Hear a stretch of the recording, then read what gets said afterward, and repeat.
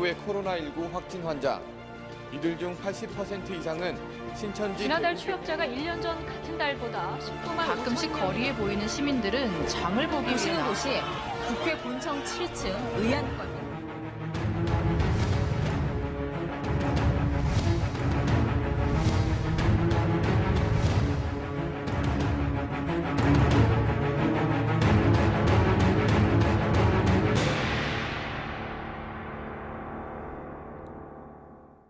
네, 오늘이 리더들의 시선 마지막 시간입니다.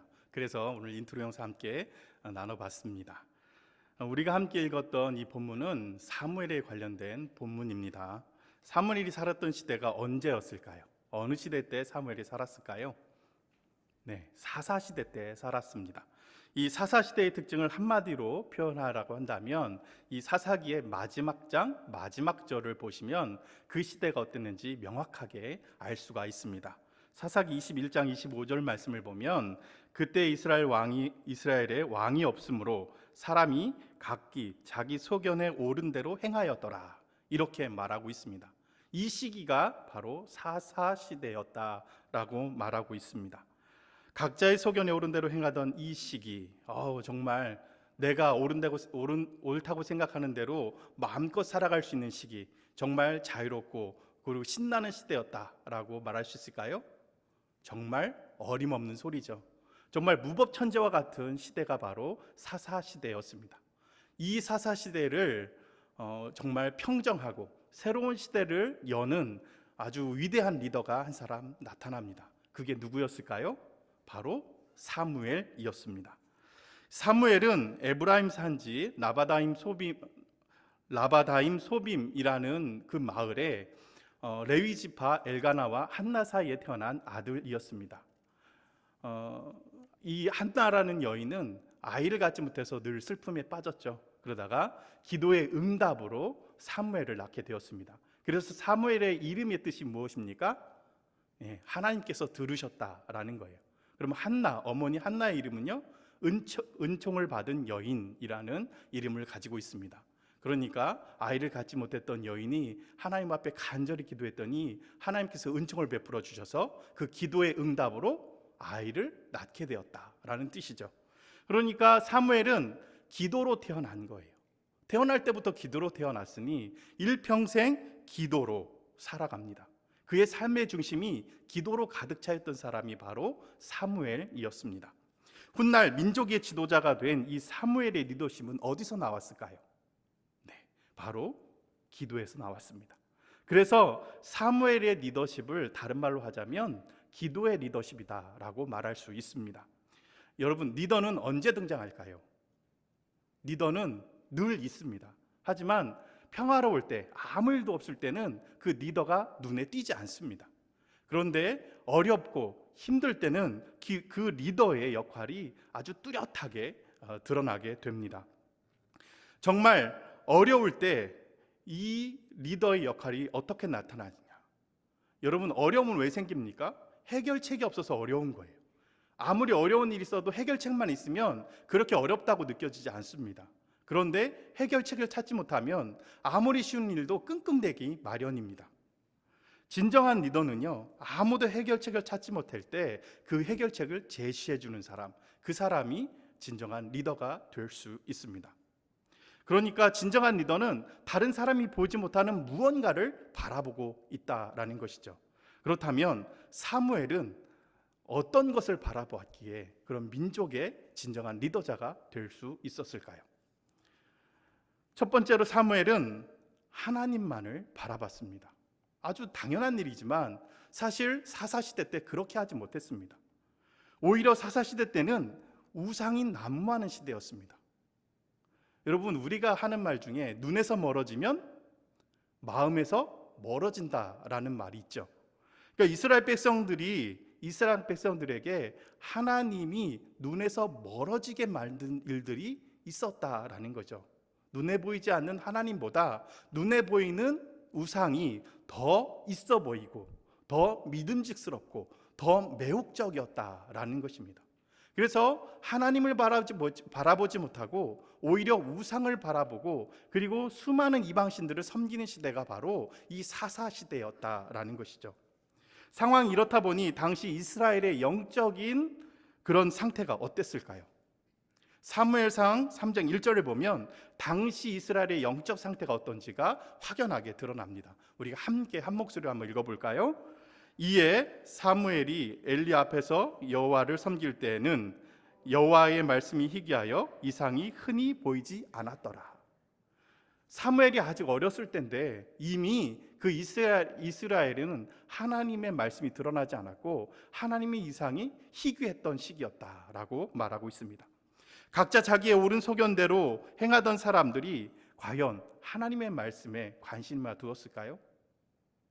그들은 하나님의 말씀에 관심을 두지 않았으니 당연히 하나님의 말씀이 희귀할 수밖에 없었고 또 하나님의 이상이 잘 나타나지 않을 수밖에 없었다라는 것입니다. 하나님의 뜻이 무엇인지 깊이 묵상하고 기도하는 사람이 없는데 어떻게 하나님의 뜻이 밝히 알려질 수가 있겠습니까? 당시에 제사를 담당했던 엘리 대제사장의 아들이었던 홈리와 비느하스 제사장들도 어렸을 때부터 하나님의 제사를 멸시하기가 일쑤였습니다. 하나님 앞에 제사를 드리고 난 제물을 제사장이 먹게 되어 있잖아요.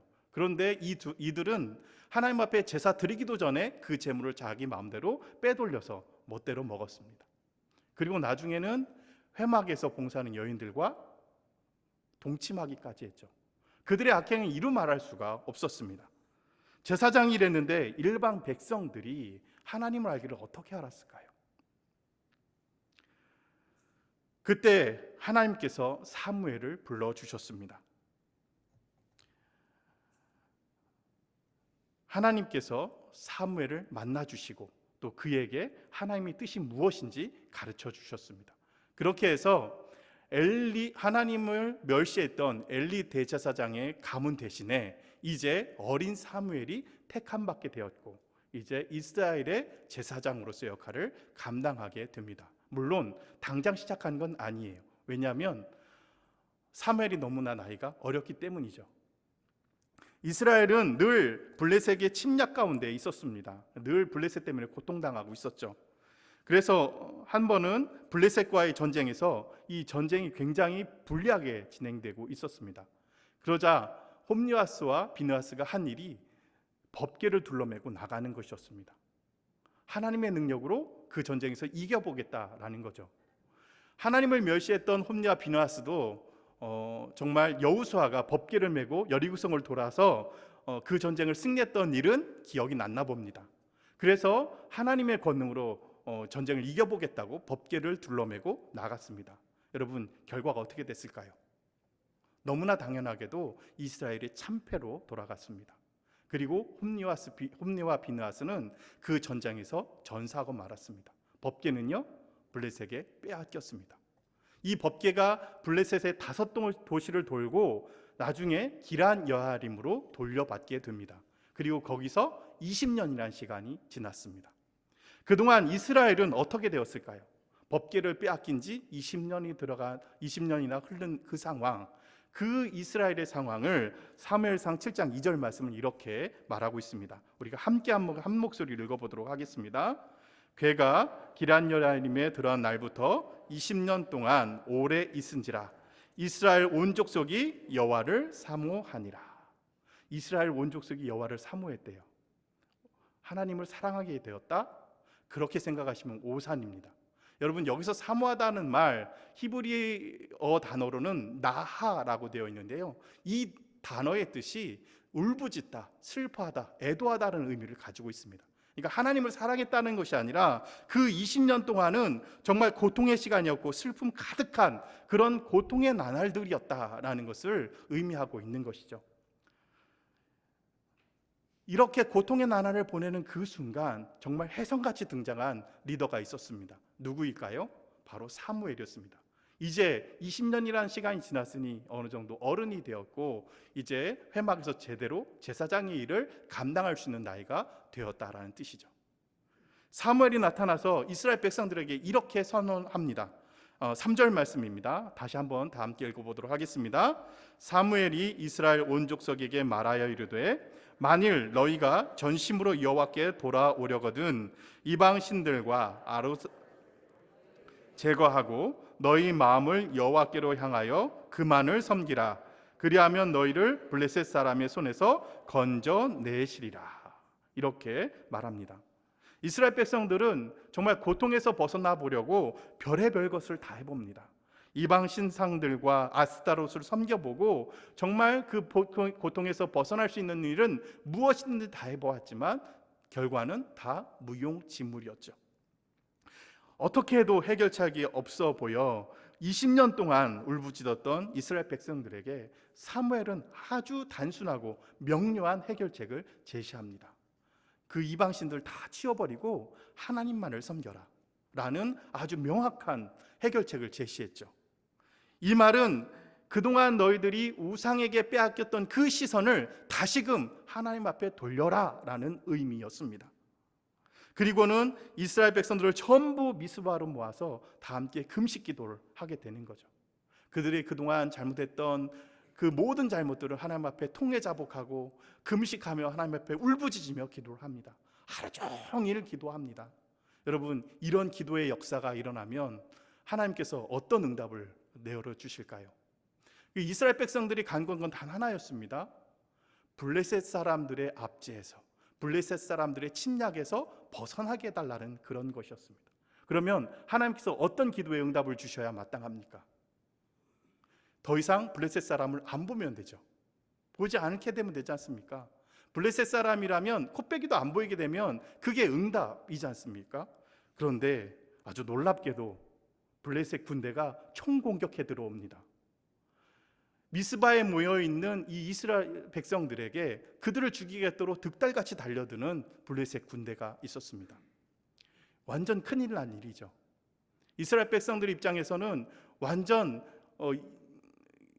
어떻게 손쓸 수도 없는 그런 상황인 겁니다. 여러분, 객관적으로도 한번 보세요. 이들이 하루 종일 금식했습니다. 먹지도 못했죠. 그저 있던 힘도 기도하느라고 다 썼습니다. 완전 기진맥진한 상황이에요. 그리고 한데 모여 있으니 블레셋 군대의 입장에서 보면 한순간에 섬멸할 수 있는 아주 절호의 찬스였습니다. 그러니 득달같이 달려드는 거죠. 이스라엘 입장에서는 얼마나 가슴 졸이고 낙담되는 상황일까요? 분명 하나님만이 블레셋의 침략에서 벗어날 수 있는 유일한 방법이라고 해서 사무엘의 말을 듣고 다 함께 미스바에 모여서 하나님 앞에 간절히 기도하고 하나님 앞에 부르짖었는데 웬걸요 더 큰 문제가 찾아왔습니다.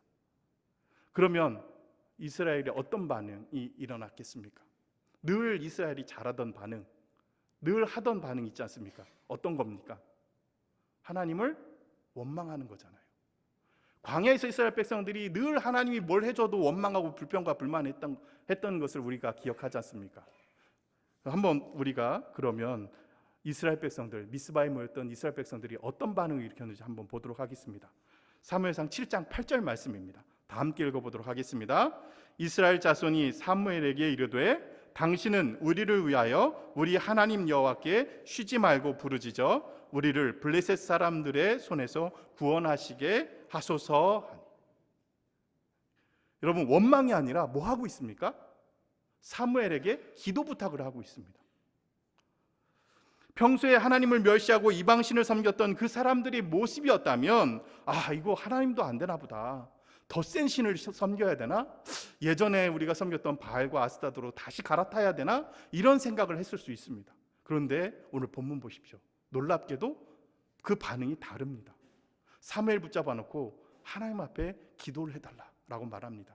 이스라엘 백성들의 태도가 어떻게 바뀌었습니까? 이제 이방신을 바라보는 것이 아니라 하나님만을 바라보게 되었다라는 것입니다. 그들의 시선이 바뀌게 되었습니다. 여러분, 이스라엘 백성들의 시선이 어떻게 해서 바뀌게 되었습니까?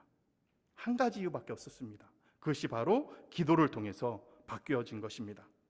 사무엘이 보여준 그 리더십은 기도를 통해서 이스라엘 백성들이 하나님만을 바라보게 만든 것입니다. 그것이 문제의 해결점이었고 사무엘이 보여준 기도의 리더십이었습니다. 결과는 어떻게 됐습니까? 하나님께서 친히 우박을 내려서 블레셋 군대들을 물리쳐 주셨습니다. 그래서 사무엘이 미스바와 센 사이에 큰 돌을 세워놓고 그 돌 이름을 에베네셀, 하나님께서 여기까지도 오셨다라는 이름을 붙였습니다. 이처럼 우리가 전심으로 기도하고 나면 하나님께서 좋은 결과를 바로 주실 때보다 이렇게 암담하고 마치 블레셋 사람들이 총공격해 들어오듯이 암담한 상황이 발생할 수 있습니다. 그럴 때일수록 우리는 낙담할 것이 아니라 하나님을 더 붙들고 하나님을 더 바라봐야 합니다. 왜요? 겉보기에는 암담해 보여도 하나님께서 완벽한 응답을 위한 그 큰 그림을 우리가 바라볼 수 있게 되기 때문입니다. 사무엘이 바라본 것은 모든 문제의 해답이신 바로 하나님이었습니다. 그리고 그 기도의 리더십으로 이스라엘 백성들도 하나님만을 바라보게 만들었습니다. 그것이 사무엘의 리더십이었고 사무엘이 바라본 것이었습니다. 두 번째로 사무엘은 선하고 의로운 길을 따랐습니다. 여러분, 리더는 많은 사람을 만족시키는 사람이 아니라 그 많은 사람들을 옳은 길로 이끌어가는 사람이 리더입니다. 그렇게 하다 보면 때로는 서로 부딪히기도 하고요, 때로는 서운한 감정이 생기기도 하고, 때로는 아쉬운 부분들이 생기기도 합니다. 또 어떤 때는 그 리더로서의 치명적인 약점도 드러나게 됩니다. 사무엘이라고 해서 약점이 없었겠습니까?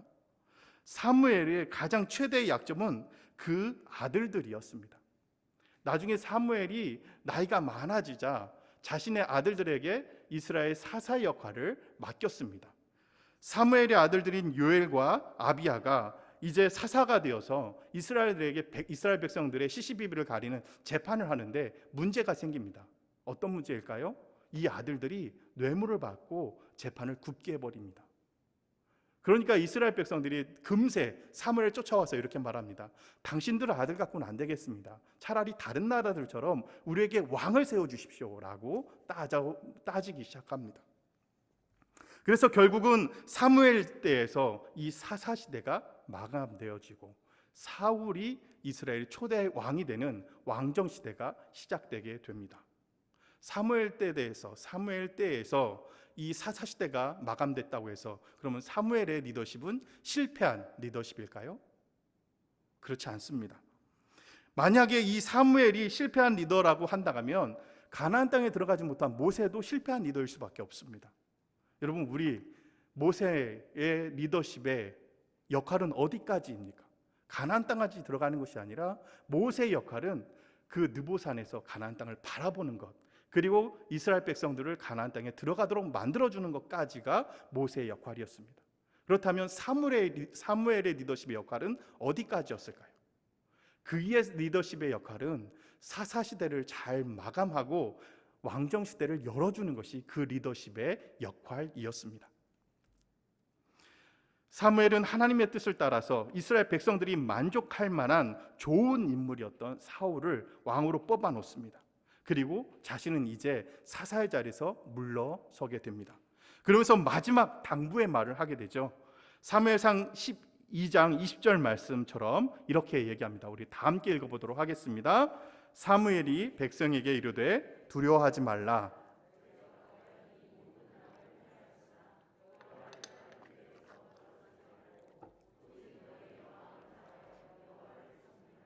마음을 다하여 여호와를 섬기라. 어디서 많이 들어본 이야기 아닙니까? 신명기에서 나오는 쉐마에 나오는 말씀입니다. 한마디로 하나님만을 바라보며 하나님의 말씀을 잘 들어라 라는 말입니다. 이것이 사무엘 선지자의 당부였습니다. 하지만 이스라엘 백성들이 지금껏 그래왔던 것처럼, 과거에도 그래왔던 것처럼 마음이 변해서 또 하나님을 떠날까 봐 사무엘 선지자는 23절과 24절처럼 정말 당부를 합니다. 좀 길지만 또 한번 우리가 한 목소리 읽어보도록 하겠습니다. 나는 너희를 위하여 기도하기를 쉬는 죄를 여호와 앞에 결단코 범하지 아니하고 선하고 의로운 길을 너희에게 가르칠 것인즉 너희는 여호와께서 너희를 위하여 행하신 그 큰 일을 생각하여 오직 그를 경외하며 너희의 마음을 다하여 진실이 섬기라. 사무엘이 정말 진심을 다해서 이런 당부의 메시지를 남깁니다. 그러면서 사무엘은 자신만이라도 끝까지 기도하고 또 기도하기를 쉬는 죄를 범하지 않겠다라고 선언을 합니다. 사무엘은 기도하는 것을 쉬는 것, 그것을 죄라고 말하고 있습니다. 여러분, 어떻게 해서 기도하기를 쉬는 것이 죄가 될까요? 여러분, 우리가 기도하는 걸 쉰다고 해서 감옥 가지 않습니다. 법적으로 아무런 문제가 되지 않아요. 그리고 기도를 좀 쉰다고 해서 또 사회적으로 비난받지도 않습니다. 도덕적으로도 문제되지 않습니다. 그리고 같은 신자 가운데서도 너 기도 지금 몇 시간 했어? 그거밖에 안 했어? 빨리 기도해. 기도 안 하면 신고할 거야. 이렇게 말하는 사람이 있습니까? 단 한 사람도 없습니다. 그런데 사무엘은 자신이 기도하는 것이 쉬는 것은 죄라고 말하고 있습니다. 어떻게 사무엘은 기도 쉬는 것을 죄라고 말할까요? 여러분, 사무엘은 기도를 통해서 하나님을 만나왔습니다.